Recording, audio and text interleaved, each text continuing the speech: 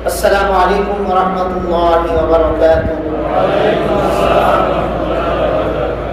الحمد لله رب العالمين. الحمد لله الذي هدانا لهذا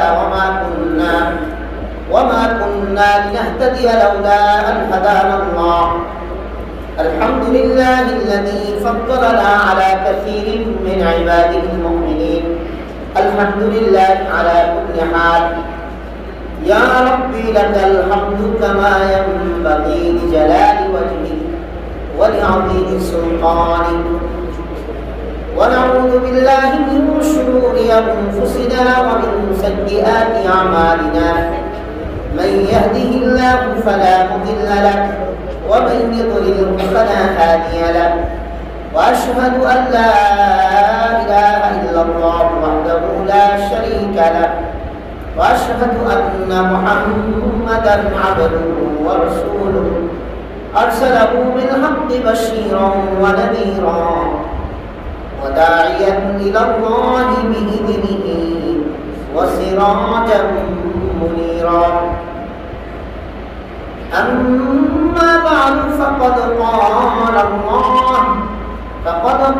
الله سبحانه وتعالى في كلامه المجيد والفرقان الحميد.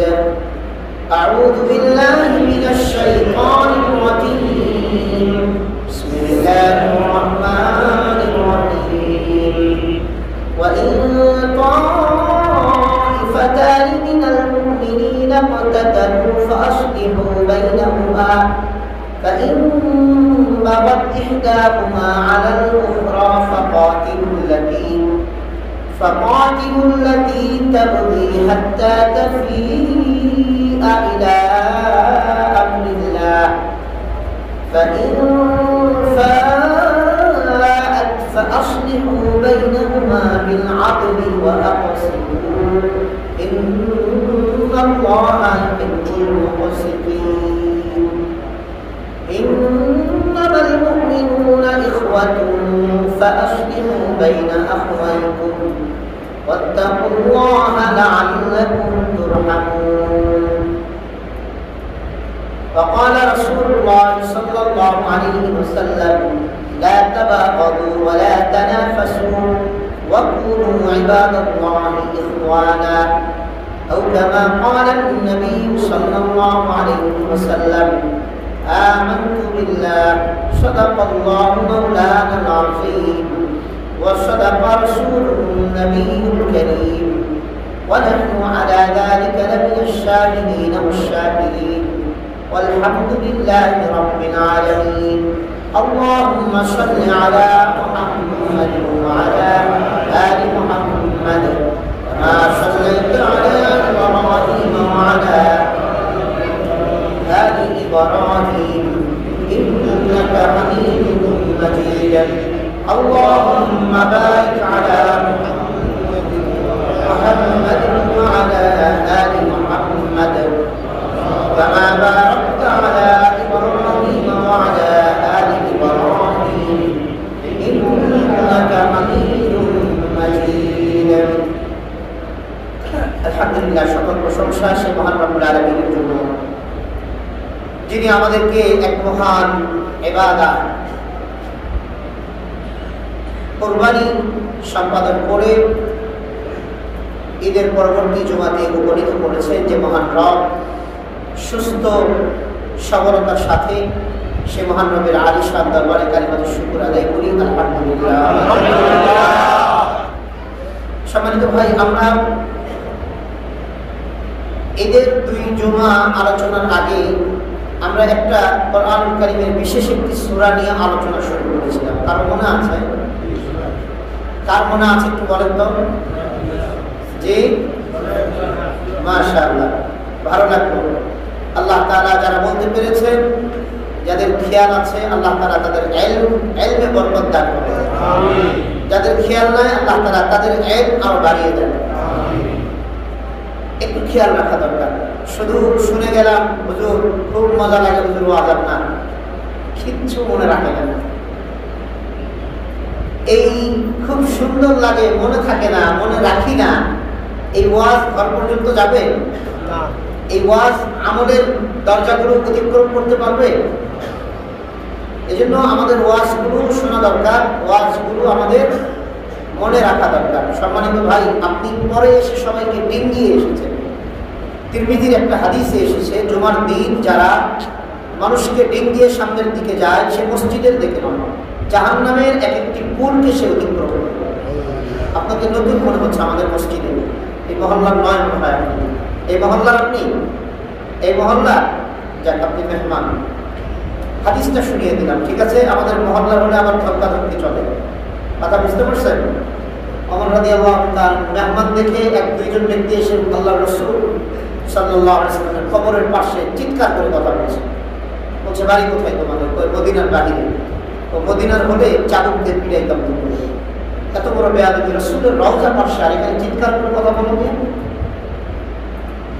আপনি যেহেতু জানেন না বিষয়টা, হাদিসে এসেছে জুমার দিন যদি কোনো ব্যক্তিকে ডিঙ্গিয়ে সামনের দিকে যায়, তাহলে সে ব্যক্তি আপনার মসজিদের সামনের দিকে যায় না, বরং সে জাহান্নামের এক একটি পুলকে অতিক্রম করে জাহান্নামের দিকে চলে যায়। এটা আসলে মানুষের সর্বাত্মক সম্মান দেওয়া হয়েছে। আমি সবার পরে এসে আমি ডিঙ্গায় একজন মানুষকে অসম্মান করি, মানুষকে পাটা তার গায়ে লাগায়া তাকে ডিঙ্গায় সামনে গেলাম, এটা মানুষকে অসম্মান করা হয়। আল্লাহ তাআলা আমাদের সবাইকে সহিহ বুঝ দান করে। সূরাতুল হুজুরাত নিয়ে আমরা আলোচনা করছিলাম, মনে আছে? আমরা বলেছিলাম আল্লাহ তাআলা কোরআন কারীমের মধ্যে একটি সূরার মধ্যে সামাজিক অনেক বিষয় আলোচনা করেছেন, যে সূরার মধ্যে মোটামুটি সবচেয়ে বেশি, অন্যান্য অনেক সূরাতে আলোচনা আছে সামাজিক অনেক বিষয়ে, কিন্তু রব্বুল আলামিন এই সূরাতুল হুজুরাতের মধ্যে সবচেয়ে বেশি আলোচনা করেছেন সামাজিক বিষয়গুলো নিয়ে। একজন মানুষ শিষ্টাচার কিভাবে শিখবে, ভদ্রতা কিভাবে শিখবে, অন্য মানুষের সাথে কি আচরণ করবে, কি বিহেভ করবে, এগুলোর মূল নীতিগুলো রব্বুল আলামিন সূরাতুল হুজুরাতে আমাদেরকে জানিয়ে দিয়েছেন। আমরা আলহামদুলিল্লাহ কুরবানির ঈদের আলোচনা গত 2 জুমার আগের জুমাতে আমরা সূরাতুল হুজুরাতের 9 নম্বর আয়াতের আংশিক আলোচনা করেছিলাম, 10 নম্বর আয়াতে তিলাওয়াত করেছিলাম, আলোচনা করতে পারি নাই। আজকে ইনশাআল্লাহ যতটুকু সম্ভব বাকি অংশ আলোচনা করার চেষ্টা করব। ওমা তাওফীক ইল্লা বিল্লাহ, আলাইহি তাওয়াক্কালতু ওয়া ইলাইহি উনীব। গরম লাগছে নাকি?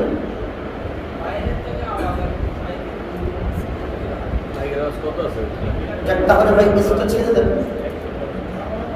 সম্মানিত ভাই, আমরা জানলা বন্ধ করে দেন। সূরাতুল হুজুরাত জানলাগুলো অফ করে দিই, আমরা যার পাশে জানলা আছে জানলাগুলো অফ করে দিই। তাহলে আমরা আলোচনা করব আজকে সূরাতুল হুজুরাতের 9 এবং 10 নম্বর আয়াত ইনশাআল্লাহ। ওমা তাওফীক ইল্লা বিল্লাহ। মোহতারাম হাজিরিন, 9 নম্বর আয়াতের আংশিক আমরা আলোচনা করেছিলাম, তরজমা করেছিলাম, কিছু হাদিস বলেছিলাম আমরা, সেগুলো দু একটা আমি আবারও বলে দিব, যেন আমরা যেন সামাজিক হতে পারি। একজন মানুষের সামাজিক হওয়াটা, এটা ইসলাম খুব বেশি চায়। কারণ রব্বুল আলামিনের ইবাদত করার আগেও একজন মানুষের কিন্তু ইবাদত একজন ব্যক্তির উপরে ফরজ হওয়ার আগে একজন মানুষের জীবনের 10, 12, 15 বছর পর্যন্ত চলে যায়। এই 10, 12, 15 বছর সে কি শিখবে? সে সামাজিক রীতিনীতিগুলো তাকে শিখাইতে হবে। এই জন্য রাসূল আরবি সাল্লাল্লাহু আলাইহি ওয়াসাল্লাম বলেছেন, তুমি তোমার সন্তানকে দিন শিখালে, শিষ্টাচার শিখালে, ভদ্রতা শিখালে, মানুষের সাথে কি বিহেভ করতে হবে, মানুষের সাথে কেমন আচরণ করতে হবে, তুমি তোমার সন্তানকে এগুলো যদি শিখাও, এই ভদ্রতা যদি শিখাও, এর চেয়ে ভালো কোনো জিনিস তুমি আর সন্তানকে দিয়ে যেতে পারবে না। এর চেয়ে আর ভালো কোনো জিনিস তুমি দাও না, যদি সন্তানকে দিন শিখাও এবং ভদ্রতা শিখাও। মাঝখানে একটা কথা বলে নেই, মিজানের পাল্লাতে, আমি হাদিসটি আগেও বলেছি,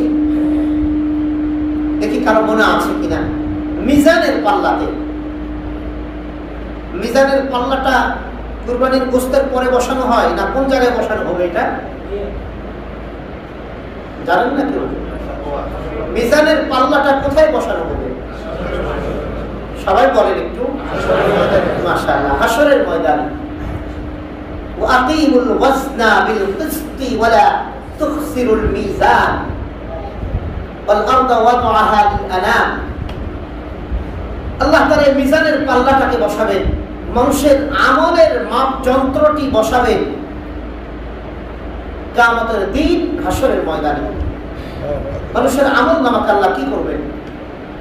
আল্লাহ তাআলা ওজন করবেন।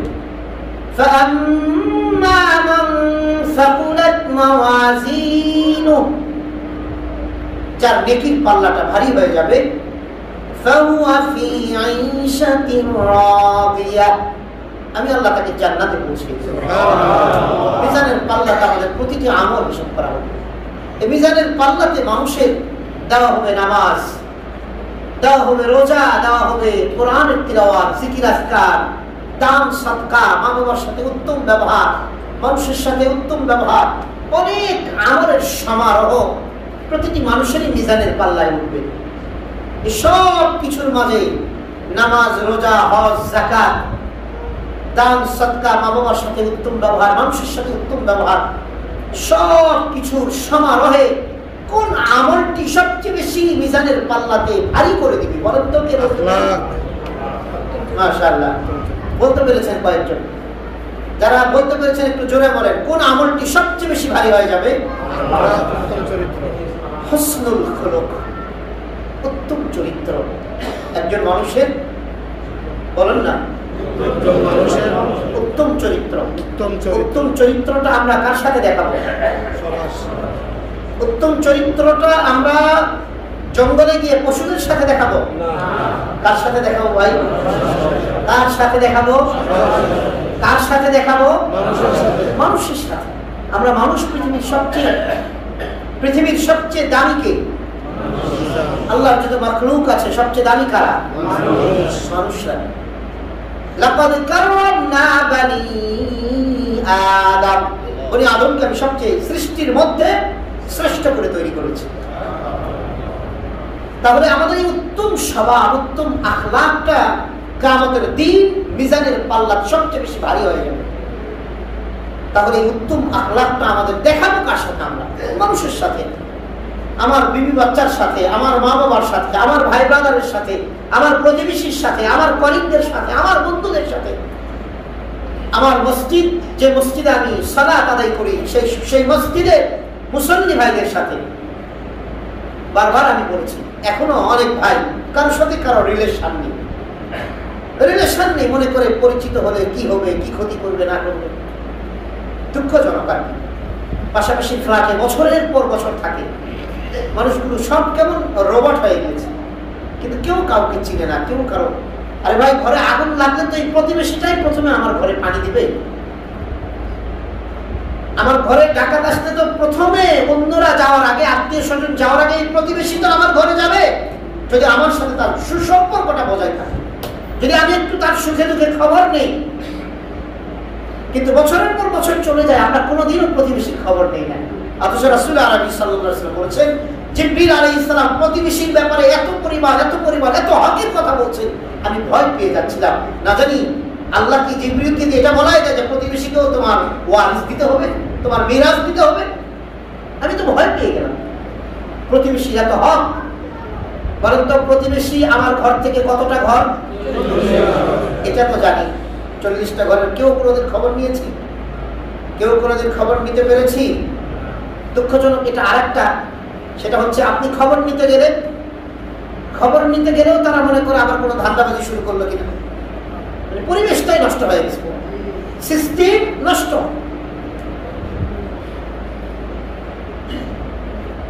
অথচ উচিত আমাদের প্রতিবেশীর সাথে ভালো ব্যবহার করা, প্রতিবেশীর খোঁজ খবর নেওয়া, প্রতিবেশীর হক আদায় করা। কারণ আমি মারা গেলে আমার খবর প্রথমত কারা পাবে? প্রতিবেশীরা আমার খবর পাবে।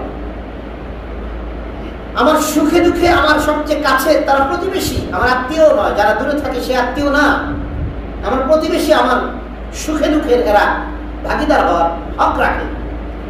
কিন্তু আমি আমার সুখে দুঃখে ভাগিদার কখনো আমার প্রতিবেশীকে বানাই না। সম্মানিত ভাই, এটা অনুচিত।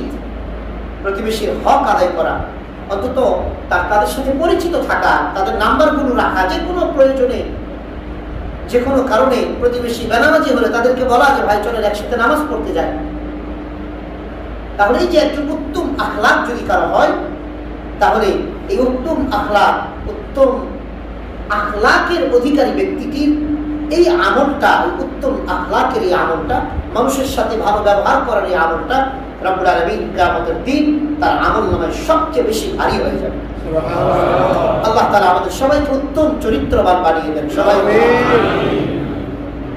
এজন্য হাদিসে এসেছে কোনো ব্যক্তি যদি প্রতিবেশীর সাথে অন্য একজনের সাথে জিনা করে, একজনের সাথে জিনা করলে একজনের সাথে জিনা করার গুনাহ হয়েছে। কিন্তু কেউ যদি প্রতিবেশীর সাথে জিনা করে, 10 জন নারীর সাথে জিনা করলে যে গুনাহ, সেই গুনাহ তার আমলনামায় দেওয়া হবে। কারণ প্রতিবেশীর হক সে নষ্ট করেছে। আর এটা সহজে সম্ভব। প্রতিবেশীর সাথে জিনা করা, প্রতিবেশীর ঘরে ডাকাতি করা, প্রতিবেশীর ক্ষতি করা, এটা সহজে সম্ভব। এজন্য ইসলাম বলে দিয়েছে, অন্যের ঘরে চুরি করলা, অন্যের ঘরে ডাকাতি করলা, অন্যের নারীর সাথে জিনা করলা, এটা যে গুনাহ, তার চেয়ে প্রতিবেশীর ঘরে ডাকাতি করা, প্রতিবেশীর নারীদের সাথে জিনা করা, তার ডাবল নয়, 10 গুণ বেশি গুনাহ। আল্লাহ আমাদের হেফাজত করেন সবাই মিলে আমিন। সম্মানিত ভাই, সূরাতুল হুজুরাতের 9 নম্বর আয়াতে আল্লাহ বলছেন, ওয়া ইন তাইফাতানি মিনাল মুমিনিনা ক্বাতাতালু فأصلحوا بينهما فإن بغت إحداهما على الأخرى فقاتلوا التي تبغي حتى تفيء إلى أمر الله। رب العالمين বলেন, যদি মুমিনদের দুটি দল পরস্পর বিবাদে লিপ্ত হয়ে যায়, ঝগড়া ফাসাদে, মারামারি হানাহানিতে লিপ্ত হয়ে যায়, তাহলে ফাসলিহু বাইনাহুমা, তোমরা যারা হানাহানিতে লিপ্ত নয় তাদের মাঝে তোমরা সন্ধি করে দাও। কি করে দাও? সন্ধি করে দাও, তাদের মাঝে সলাহ করে দাও, তাদের মাঝে সম্পর্ক উন্নয়ন করে দাও। فإن بغت إحداهما على الأخرى فقاتلوا التي تبغي حتى تفيء إلى أمر الله। সন্ধি করার পরে যদি উভয় দলের যে কোনো এক দল আবার আগ বাড়িয়ে অন্য দলকে আক্রমণ করে, তাহলে যে দল আগ বাড়িয়ে মারামারির জন্য গিয়েছে, তোমরা সকলে মিলে তার বিরুদ্ধে যুদ্ধ করো ততক্ষণ পর্যন্ত যতক্ষণ সে আল্লাহর নির্দেশিত পথের দিকে না আসে। আল্লাহু আকবার। আমরা এর ব্যাপারে ডিটেইলস আলোচনা করেছিলাম যে অনেক ভাই আছি যে আমরা প্রতিবেশী কেউ মারামারি করলে আমরা সেখানে যেতে চাই না। ভেজানোর দরকার। সবচেয়ে ঢাকার মানুষ সবচেয়ে বেশি রোবট। আমরা যারা ঢাকা এবং ঢাকার আশপাশে আছে, আমরা সবচেয়ে বেশি রোবট। কে কারে মাইরা ফেলতেছে, কে কারে জুলুম করতেছে, অথচ 5 জন মানুষ দাঁড়ায় ভিডিও করে, কিন্তু তারা প্রতিবাদ করতে, ভাই মেয়া কি সমস্যা কি আপনার, ওনারে পারতেছেন কেন? একান্তই উনি অপরাধী হলে থানা পুলিশ আছে, সেখানে নিয়ে যান। আপনি থানা পুলিশ দেখবো, আপনি মারতেছেন কেন, আপনি আইনে হাতে উঠায় নেন কেন? 5 জন নয় 10 জন মানুষ দাঁড়ায় ভিডিও করে, কিন্তু অপরাধের জুলুমের একটু প্রতিবাদ যে করবে, সেই প্রতিবাদ করার মতো এদের কোনো ক্ষমতা, এদের স্পিড ভিতরে নাই। অথচ আল্লাহ তাআলার আযাব আসার, রব্বুল আলামিন আগেকার যুগের নবীদের উম্মতদের আযাব দিয়েছেন বিশেষত 3টি কারণে। তন্মধ্যে উল্লেখযোগ্য একটি কারণ যে তারা পরস্পরকে হকের দিকে, পরস্পরকে তারা সত্যের দিকে, ওয়াতাওয়াসাউ বিল হাক্কি ওয়াতাওয়াসাউ বিস সাবর, পরস্পরকে সত্যের দিকে, পরস্পরকে হকের দিকে, পরস্পরকে ন্যায়ের দিকে কখনো আহ্বান করেনি। ইসলাম এটা আমাদেরকে হুকুম করেছে। 2 দলের গেঞ্জাম, তোমরা সেখানে মীমাংসা করে দাও। মীমাংসা করার পরে যদি কোনো দল আবারও একজন অ্যাগ্রেসিভ হয়, ক্রেজি হয়, আগ বাড়িয়ে যদি অন্য দলকে আক্রমণ করে, তো তোমরা যারা মহল্লার যারা আছো সকলে মিলে আক্রমণকারী দলকে সকলে মিলে প্রতিহত করবে। ততক্ষণ পর্যন্ত তাদের বিরুদ্ধে লড়াই করবে যতক্ষণ পর্যন্ত ফাসলিহু বাইনাহুমা ফাইন ফাআত ইলা আমরিল্লাহ, যতক্ষণ পর্যন্ত না তারা আল্লাহর আদেশের দিকে ফিরে আসে। যদি তারা আল্লাহর আদেশের দিকে ফিরে আসে, তাহলে তাদের উপরে তোমরা কি করো? তাদের উপরে তোমরা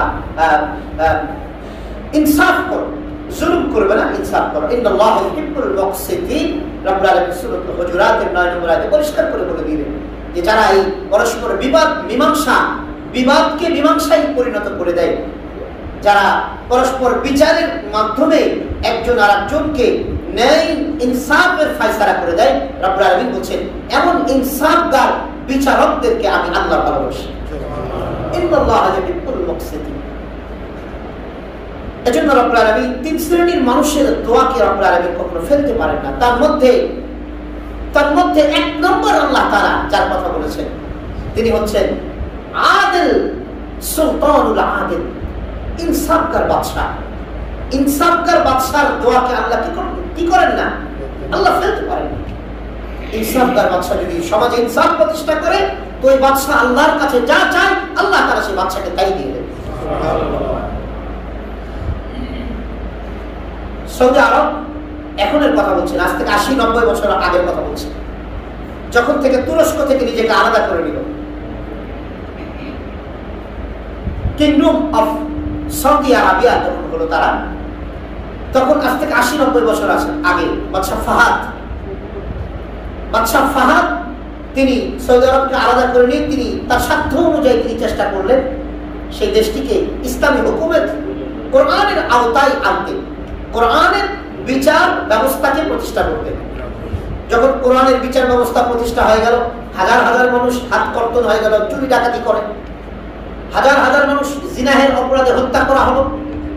এরকম ভাবে যার যে অপরাধ সেই অপরাধে তাদের শাস্তি দেওয়া হচ্ছিল কোরআনের বিধান অনুযায়ী। এই আল্লাহর বান্দা দেখলেন দেশে পঙ্গুত্ব বেড়ে যাচ্ছে, দেশের মানুষের আপনার কি বলে ওটাকে রেমিটেন্স কমে যাচ্ছে, দেশের মানুষের আয় উন্নতি কমে যাচ্ছে, সব মিলিয়ে দেশের মানুষদের অর্থনৈতিক মন্দার ভাব চলে আসবে।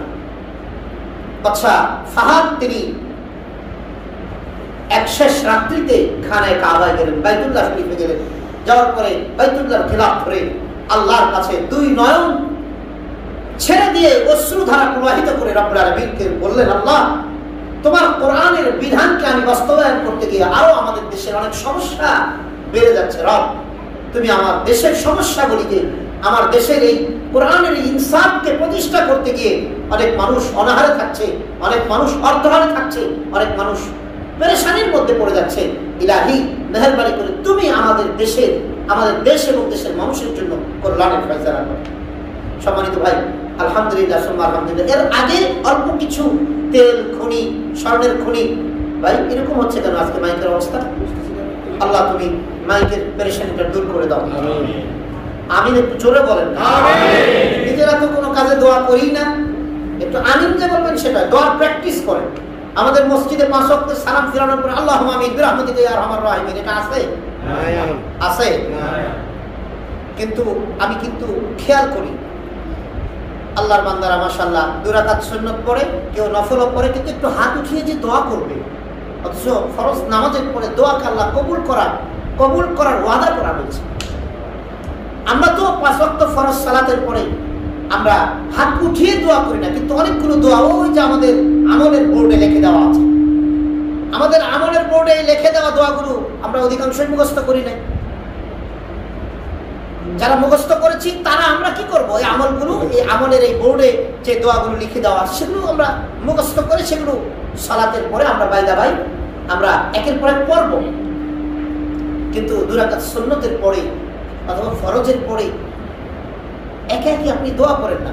দোয়ার ক্ষেত্রে হ্যাঁ মাঝে মাঝে কখনো কখনো এটা অসুবিধা নেই, কিন্তু অধিকাংশ সময়ে দোয়ার ক্ষেত্রে আমির নাই, দোয়ার ক্ষেত্রে ইমাম নাই। মনে থাকবে তো ইনশাআল্লাহ? সালাতের ক্ষেত্রে ইমাম আছে, দোয়ার ক্ষেত্রে কি নাই? মাঝে মাঝে রাসূল আরবি সাল্লাল্লাহু আলাইহি ওয়াসাল্লাম সাহাবায়ে কেরাম কিন্তু দোয়া করেছেন মাঝে মাঝে, কখনো কখনো। এটা সুস্পষ্ট হাদিস দ্বারা প্রমাণিত। যেমন আমরা জুমার পরে দোয়া করি, অনেক ভাই আসেন, কিন্তু আমরা 5 ওয়াক্তের সালাতের পরে সম্মিলিতভাবে দোয়াটা আমরা করি না। যারা করে তারা ঠিক করে না বেঠিক করে? আমি এই কথাটাও বলেছিলাম। যারা করে তারা কি বেঠিক করে না ঠিক করে? ঠিক করে। যারা করে না তারা বেঠিক করে না ঠিক করে? তারা বেঠিক করে কারা? যারা করে না তাদেরকে যারা থ্রেট করে, যারা করে তাদেরকে যারা থ্রেট করে তারা বেঠিক করে। কথাটা বুঝাইতে পারছি? হুজুর দোয়া করলেন না কে, এই কথাটা যে বলছে এই বেয়াদব, ও বেঠিক কাজ করছে। হুজুর দোয়া করলেন কেন, এই কথাটা যে বলছে সে বেঠিক কাজ করছে। ভাই কথা বুঝাইতে পেরেছি? কারণ ফরজ নামাজের সাথে এই দোয়ার কি কোনো সংশ্লিষ্টতা আছে? হাত উঠিয়ে দোয়া করার কোনো সংশ্লিষ্টতা আছে? ফরজ নামাজের সাথে হাত উঠিয়ে তারপরে সালাম ফেরানোর পরে ফরজ নামাজ শেষ, কিন্তু সালাম ফেরানোর পর আবার দুই হাত উঠিয়ে দোয়া করা এটা কি ফরজ? না। ওয়াজিব? না। সুন্নাতে মুআক্কাদা? কিছুই না, মুস্তাহাব। আপনি যদি করেন আলহামদুলিল্লাহ, একে একই করেন। যদি কোনো ইমাম সবাইকে নিয়ে করেন তাও আলহামদুলিল্লাহ ঠিক আছে। কিন্তু আমাদের মূল দোয়া ওই যে ওখানে লিখে দেওয়া আছে, 5 ওয়াক্ত ফরজের পরে কি কি মূল দোয়াগুলি, কতগুলি দোয়া দেওয়া আছে। এই হাত উঠিয়ে দোয়া করার এই দোয়া করার কারণে ওই সমস্ত দোয়াগুলো আমরা বাদ দিই। হাত উঠিয়ে হুজুর বিরহমাতিকা ইয়া আরহামার রাহিমিন বলা মাত্র সবাই খাড়ায় গিয়া 2 রাকাত সুন্নাত পড়ে তাড়াতাড়ি কেমনে বের হওয়া যায় এই দাম দেয়। কিন্তু এই সব দোয়াগুলো যেগুলো আমরা একটু পিছনে তাকান, ওই যে আমলের বোর্ডে সবাই একটু পিছনের দিকে তাকান, ওই যে আমলের বোর্ডে ওখানে 5 ওয়াক্ত ফরজের পরে, হ্যাঁ ওখানে তবে মাগরিবের পরে ফজরের পরে কি দোয়াগুলি সেগুলো দেওয়া হয়নি মনে হয়। বাকি 3 ওয়াক্তের পরে এবং মাগরিব এবং ফরজের পরে, মাগরিব এবং ফজরের পরে যে মূল যে দোয়াগুলো সেগুলো দেওয়া হয়নি। বাকি সেগুলো আমরা অনেকবার বলার চেষ্টা করেছি আলহামদুলিল্লাহ। সম্মানিত ভাই, তাহলে যে কথাটা আমরা বলতেছিলাম যে যদি বাদশাহ যদি ইনসাফগার হয়, সুলতানুল আদিল ইনসাফগার বাদশার দোয়া আল্লাহ এক মুহূর্তের জন্য ফেলতে পারেন, সঙ্গে সঙ্গে আল্লাহ দোয়া কবুল করে। তো বাদশাহ ফাহাদ তিনি আল্লাহর কাছে খুব কায়মন বাক্যে কেঁদে কেঁদে দোয়া করেছিলেন। তার কিছুদিন পরেই সৌদি আরবে যে এত তেলের খনি আছে 180-90 বছর আগেও তারা জানতেন না। তারপর থেকে তেলের খনি কি করা শুরু হলো, বের হওয়া শুরু হলো। এই আল্লাহ তাআলার বান্দারা তেলের খনি, স্বর্ণের খনি বের হওয়া শুরু হলো। এই আপনার হচ্ছে খনিজ সম্পদগুলো পাওয়া শুরু হলো। আল্লাহ তাআলা সৌদি আরবকে অল্প সময়ের মধ্যে বিশ্বের মানচিত্রে একটা উন্নত দেশের কাতারে নাম উঠিয়ে দিল। এটা একজন ইনসাফকার বাদশার দোয়ার বিনিময়। কিন্তু বাদশা যদি জালেম হয় তাহলে তো অবস্থা হালুয়া টাইট, 12টা টাইট। আল্লাহ তাআলা আমাদের সবাইকে হেদায়েত দান করেন। আমাদের জন্য ইনসাফকার বাদশা আল্লাহ তাআলা, ইনসাফকার বাদশাকে আল্লাহ তাআলা আমাদের জন্য নির্ধারণ করে দেন। সবাই বলে আমিন। আমাদের যত নেতা ভাইরা আছেন সবাইকে আল্লাহ তাআলা ইনসাফকার বানিয়ে দেন, সবাইকে দুর্নীতি মুক্ত বানিয়ে দেন। আল্লাহ সবাইকে হেদায়েত দান করে দেন।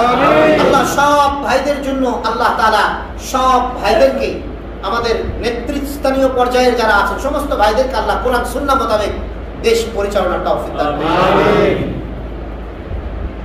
তো আল্লাহ তাআলা আমাদেরকে বলছেন তারপরে তোমরা ইনসাফ করবে।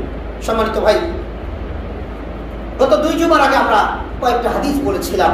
তার মধ্যে একটি হাদিস ছিল, কোনো ব্যক্তি যদি চায় যে তার সিয়াম, তার সালাত এবং তার সাদকা এর চেয়ে বেশি নেকি তার আমলনামায় আসুক, তাহলে সে যেন কি করে, সে যেন মানুষের সাথে ভালো ব্যবহার করে, সুবহানাল্লাহ, এবং ঝগড়াকে বর্জন করে। ঝগড়াকে কি করে? আল্লাহ তাআলার বান্দা আল্লাহর হাবিব সরকারে দু জাহান নবী মুহাম্মদ আরবি সাল্লাল্লাহু আলাইহি ওয়াসাল্লাম বলেছেন, আমার উম্মাহ তোমরা যদি তোমাদের সালাত, তোমাদের সিয়াম এবং তোমাদের সাদকার চেয়েও বেশি আমল তোমরা তোমাদের আমলনামায় পেতে চাও, তাহলে আল্লাহ তাআলার বান্দাদের সাথে ভালো ব্যবহার করো এবং ঝগড়া মুক্ত থাকার চেষ্টা করো। যদি তুমি ঝগড়া মুক্ত থাকার চেষ্টা করতে পারো আর রব্বুল আলামিনের বান্দাদের সাথে তুমি যদি ভালো ব্যবহার করো, আল্লাহর হাবিব সরকারে দু জাহান নবী সাল্লাল্লাহু আলাইহি ওয়াসাল্লাম বলেছেন, তাহলে বান্দা তুমি ঘুমে থাকো আর তুমি জাগ্রত থাকো, আর তুমি মাঠে থাকো আর ঘাটে থাকো, আর তুমি বাজারে থাকো আর ব্যবসায় থাকো আর চাকরিতে থাকো, যে অবস্থায় থাকো না কেন, এই 5টি যদি তুমি এই আমলগুলো করতে পারো, তাহলে মানুষের সাথে উত্তম ব্যবহার আর মানুষের সাথে ঝগড়া থেকে নিজেকে বাঁচিয়ে রাখার চেষ্টা করো, তাহলে রব্বুল আলামিন অলওয়েজ অল টাইম তোমার আমলনামায় নেকি আর নেকিতে ভরপুর করে দিবে। আর যদি ঝগড়াতে হও, আল্লাহর বান্দা শুনে নেই, আর যদি ঝগড়াতে হও তাহলে তুমি ধ্বংস হয়ে যাবে। আমাদের সমাজে অনেক মানুষ আছে, কথায় কথায় মানুষের সাথে ঝগড়া লাগে, কথায় কথায় মানুষকে বাঁশ দেয়, আছে না নাই? দিছি একেবারে এমন বাঁশ দেয়, কথায় কথায় মানুষকে বাঁশ দিয়ে খাড়া করে রাখে। কিন্তু এই সমস্ত ব্যক্তিদেরকে আল্লাহ তাআলা এমন জায়গায় গিয়ে ফাটাবাসের চিপার মধ্যে ফেলে ও আর ওই ফাটাবাসের চিপা থেকে উঠতে হয় না। দেখবেন যারা বেশি মানুষের সাথে কেচাল করে, মানুষের সাথে বেশি খারাপ ব্যবহার করে, মানুষকে রেসপেক্ট করে না, মানুষকে সম্মান জানায় না, এই মানুষগুলো কয়েকদিন সুযোগ দেয় আল্লাহ, একটা সময় গিয়ে তাদেরকে আল্লাহ এমন ফাটাবাসের চিপার মধ্যে ফেলা, এরা আর সেখান থেকে বেরিয়ে আসতে। আল্লাহ তাআলার বান্দা আল্লাহর হাবিব সরকার দু জাহান নবী মুহাম্মদ আরবি সাল্লাল্লাহু আলাইহি ওয়াসাল্লাম বলেছেন, লা তাবাগাদু ওয়া লা তানাফাসু ওয়া কুনু ইবাদাল্লাহি ইখওয়ানা। আল্লাহর হাবিব সরকার দু জাহান নবী মুহাম্মদ আরবি সাল্লাল্লাহু আলাইহি ওয়াসাল্লাম বলেছেন, তোমরা একজন আরেকজনের সাথে বদদুয়া দিও না, পরস্পরের সাথে ঝগড়া বিবাদে লিপ্ত হয় না, পরস্পরের মাঝে ঘৃণা বিদ্বেষ ফাসাদ সরিও না, ওয়ালা তানাফাসু, এবং পরস্পরের মাঝে ঝগড়া করো না, ঝগড়া বাঁধিও না, ওয়া কুনু ইবাদাল্লাহি ইখওয়ানা, এবং তোমরা মুমিনরা নিজে নিজে ভাই বন্ধনে, ভ্রাতৃত্বের বন্ধনে আবদ্ধ হয়ে থাকো। আল্লাহ তাআলার বান্দা আল্লাহর হাবিব সরকার দু জাহান নবী মুহাম্মদ আরবি সাল্লাল্লাহু আলাইহি ওয়াসাল্লাম এক হাদিসে পরিষ্কার করে বলে দিয়েছেন, লা ইয়ারহামুল্লাহু মান লা ইয়ারহামুন নাস। আল্লাহর যে বান্দা মানুষের উপরে দয়া করে না, রব্বুল আলামিন আল্লাহর সে বান্দার উপরে কখনো দয়া করে না। আল্লাহ তাআলা বান্দা জন্য রব্বুল আলামিন সূরাতুল হুজুরাতের 10 নম্বর আয়াতে পুরা পৃথিবীর তাবৎ, পুরা পৃথিবীর সমগ্র মুমিন মুসলমানদেরকে রব্বুল আলামিন সমস্ত মুমিনদেরকে ভ্রাতৃত্বের বন্ধনে আবদ্ধ করে দিলেন। আল্লাহ তাআলা সূরাতুল হুজুরাতের 10 নম্বর আয়াত 26 নম্বর পারার 15 নম্বর পৃষ্ঠায় রব্বুল আলামিন বলেন, আল্লাহ তাআলা বলেন, ইন্নামাল মুমিনুনা ইখওয়াতুন ফাআসলিহু বাইনা আখওয়াইকুম ওয়াত্তাকুল্লাহা লাআল্লাকুম তুরহামুন। ইন্নামাল মুমিনুনা ইখওয়াতুন ফাআসলিহু বাইনা আখওয়াইকুম ওয়াত্তাকুল্লাহা লাআল্লাকুম তুরহামুন। আল্লাহ তাআলা রব্বুল আলামিন বলেন, ইন্নামাল মুমিনুনা ইখওয়া, নিশ্চয় আমি প্রত্যেক মুমিনকে আরেক মুমিনের সাথে আমি আল্লাহ ভ্রাতৃত্বের বন্ধনে আবদ্ধ করে দিয়েছি। আল্লাহু আকবার, আরো জোরে বলি আল্লাহু আকবার। গোশতের আওয়াজ তো পাওয়া যাচ্ছে, গোশত খেয়ে যে শক্তি হয় না গরু খেয়ে, এই আওয়াজ কোথায়? জোরে বলি আল্লাহু আকবার। দ্বিতীয় তৃতীয় তলা যে সমস্ত পোলাপান মোবাইলে ফায়ারফক্স খেলে, ফায়ারফক্স সরকার একবার বাতিল করতেছে, আবার এটা রাখছে। আরে বাবারে, যেগুলো খেলায় বাচ্চাদের ক্ষতি হয় তো আপনারা বাতিল করে দেন না, অসুবিধা বুঝি না। যাক, আল্লাহ তাআলা হেদায়েত দান করুন সবাইকে আল্লাহ হেদায়েত দান করুন। উপরে যারা আছে ওই বদমাইশদের মধ্যে, মানে এখানে কিছু বদমাইশ ঢুকে থাকে, এরাও মনে হয় গেম খেলে, এই জন্য চিন্তা করে যে না আমি এটা বন্ধ করে দিই, স্যার এটা বন্ধ করে। কত পোলাপানের ক্ষতি হয়ে যাচ্ছে, এটা কি করতেছে না করতেছে আল্লাহ। পোলাপান এখন অ্যাবনর্মাল হয়ে গেছে, অধিকাংশ পোলাপান অ্যাবনর্মাল। এই বাবারা কথা বলেন, ঠিক আছে, কি ধান্দার মতো থাকে, কি করতেছে না করতেছে নিজেও বোঝে না, অ্যাবনর্মালের মতো হয়ে গেছে। মুরব্বী আসতেছে, একটু সালাম কালাম দিবে, তা নাই, খাড়ায় রয়েছে, হয়তো তখন গেমস খেলছে। ওই যে একটা জিনিস যখন অনেক আগ্রহ নিয়ে, আবার গেমসের মধ্যে মনে করেন কি আছে, হার আছে, জিতা আছে, পারলো না, মেজাজ খারাপ হয়ে গেছে, সব তস্ত। এজন্য বাচ্চাদেরকে মোবাইল দেওয়া থেকে একটু সাবধান, অন্তত 20-22 বছর আগ পর্যন্ত মোবাইল দিয়ে ক্ষতি হচ্ছে আপনার বাচ্চাদেরকে আপনি ক্ষতি করছেন। সম্মানিত ভাই, আপনার বাচ্চাদেরকে আপনি ক্ষতি করছেন, কিন্তু আমাদের কথা তো কেউ মানতে চায় না। যাক, আমরা আমাদের বলে যাব, আপনারা মানলে মানেন, না মানলে তো আমাদের কিছু করার নেই। আল্লাহ সহি বুঝদান করেন সবাই। আল্লাহ তাআলার বান্দা আল্লাহ বলছেন, ইন্নামাল মুমিনুনা ইখওয়া, আমি প্রত্যেক মুমিনকে ভ্রাতৃত্বের বন্ধনে আবদ্ধ করে দিয়েছি। আল্লাহ পৃথিবীর আমেরিকান যদি কোনো মুমিন থাকে, আমেরিকান যদি কোনো মুসলমান থাকে, আর এরকম ভাবে রাশিয়ান যদি কোনো মুসলমান মুমিন থাকে, ওই আমেরিকান মুমিন আর রাশিয়ান মুমিনকে ভ্রাতৃত্বের বন্ধনে আবদ্ধ করে দিয়েছেন কে? আল্লাহর হাবিব মুসলিম শরীফের হাদিস আল্লাহর হাবিব সরকার দু জাহান নবী মুহাম্মদ আরবি সাল্লাল্লাহু আলাইহি ওয়াসাল্লাম বলেছেন, আল মুসলিমু আখুল মুসলিম।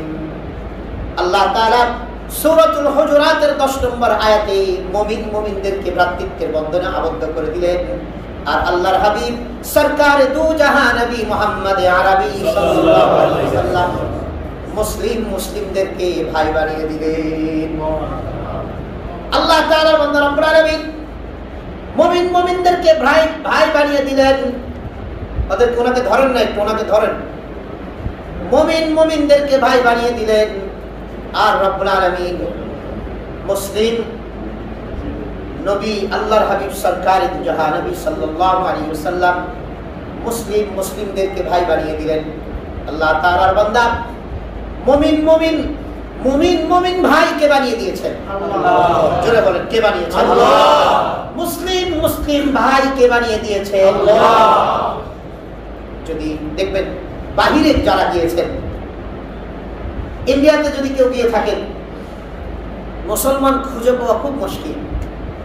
30 কোটি আর 100 কোটি হিন্দু, 100 কোটি হিন্দু সম্প্রদায় বা আরো যারা আছেন বিধর্মী, 30 কোটি মুসলমান। 100 কোটির কাছে 30 কোটি শতকরাই, মানে কতজন মুসলমান? 3 জনে 1 জন না 4 জনে 1 জন? 3 জনে 1 জন, এরকম 3 জন হিন্দু বা অন্য ধর্মের মুসলমান 1 জন।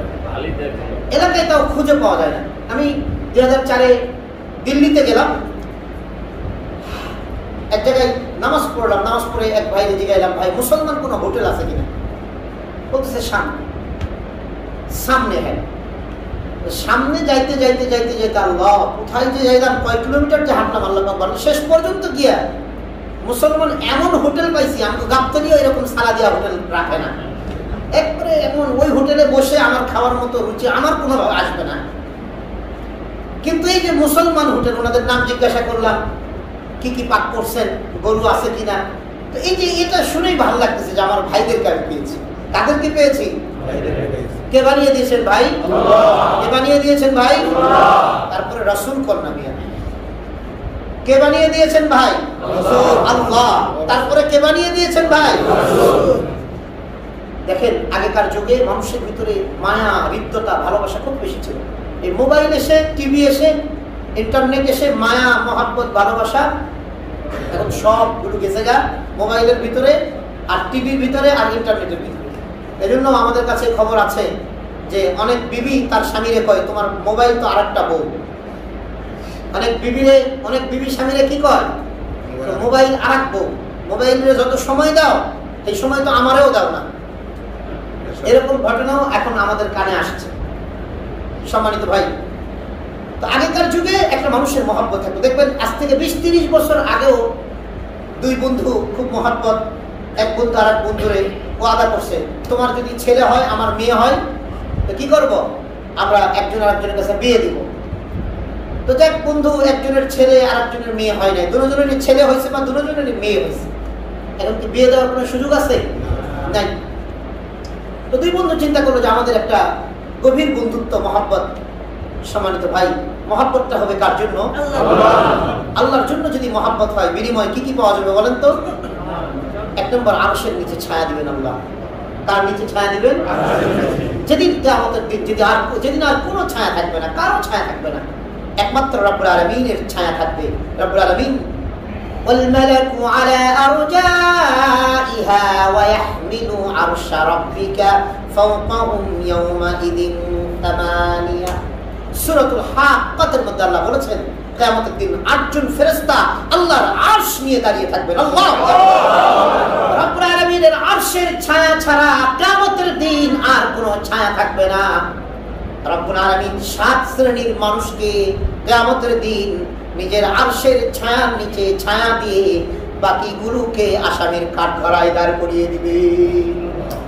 7 শ্রেণীর মানুষদের মধ্য থেকে 1 শ্রেণীর তারা হবে যারা একে অপরকে শুধু আল্লাহর জন্য ভালোবাসে।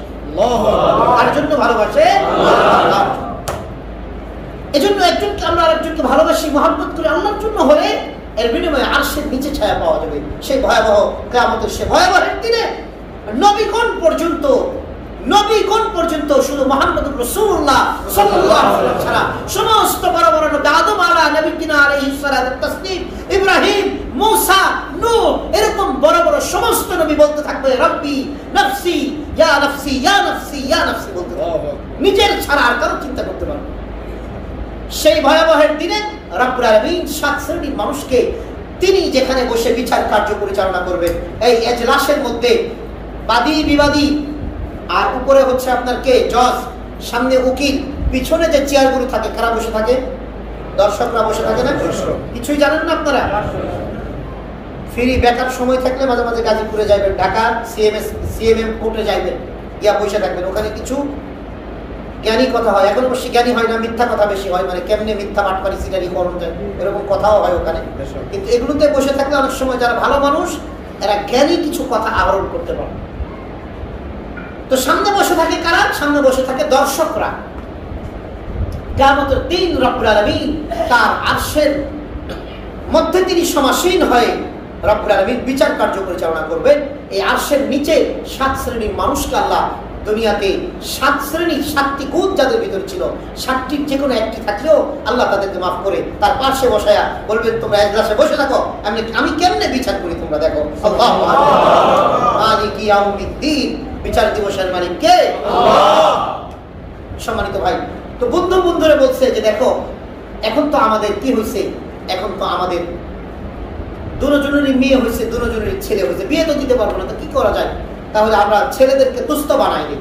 আমার ছেলে তোমার ছেলে কি বানাই দেই? দুস্থ বানাই দিই। আমার মেয়ে তোমার মেয়েকে আমরা কি বানাই দেই?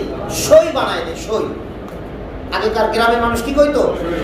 এখন নোয়াখালীর ভাইরা ওনারা কি বলে আমি তো জানি না। ভাই কি বলে আপনারা? আপনাদের দেশে এটাই বলতো? সুবহানাল্লাহ, একটা জিনিস তো সব জায়গায় মিল লাগেছে। বরিশাল ভাই কেউ আছেন বরিশালের, সই বলে, সই, এটা গ্রাম্য ভাষায়। এখন বলে ফ্রেন্ডস, ফ্রেন্ডস কি বান্ধবী, ফ্রেন্ডস।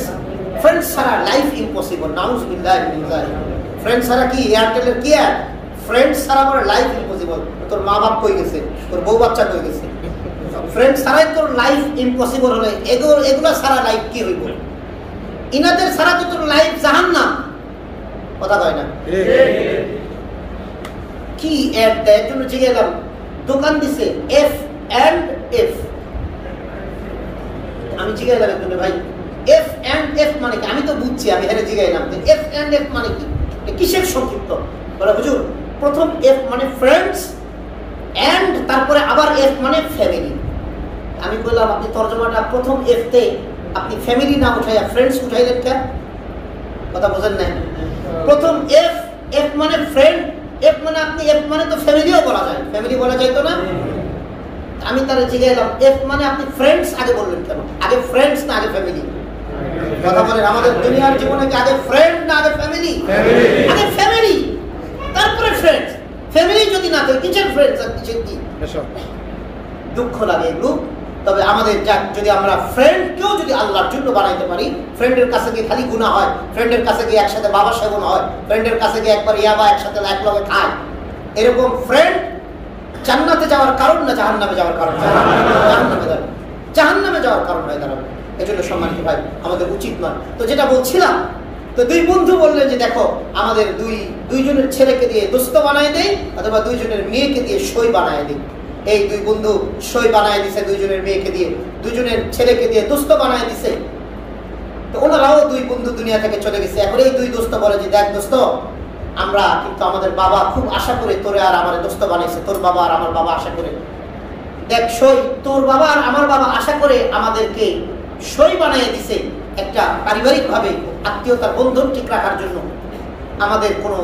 আমাদের পারস্পরিক কোনো কলহের কারণে যেন আমাদের এই বন্ধুত্ব নষ্ট না হয়। এই বন্ধুত্ব নষ্ট হলে আমাদের মা বাবা কষ্ট পাবে।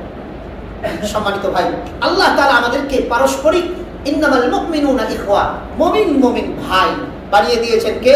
আল্লাহ। ভাই বানিয়ে দিয়েছেন কে? আল্লাহ। মুসলিম ভাই বানিয়ে দিয়েছেন কে? আল্লাহ। রাসূল আরবি সাল্লাল্লাহু আলাইহি ওয়াসাল্লাম। মুমিন বললে আল্লাহ বানিয়ে দিয়েছেন, এটা মনে রাখবেন। মুসলিম ভাই বানিয়ে দিয়েছেন কে? রাসূল। তাহলে যেখানে মুমিনকে আল্লাহ ভাই বানিয়ে দিলেন, মুসলিমকে রাসূল বানিয়ে দিলেন, সেই ভ্রাতৃত্বের বন্ধন নষ্ট করলে আল্লাহ কি খুশি হবেন না নারাজ হবেন? আল্লাহ কি খুশি হবেন না নারাজ হবেন?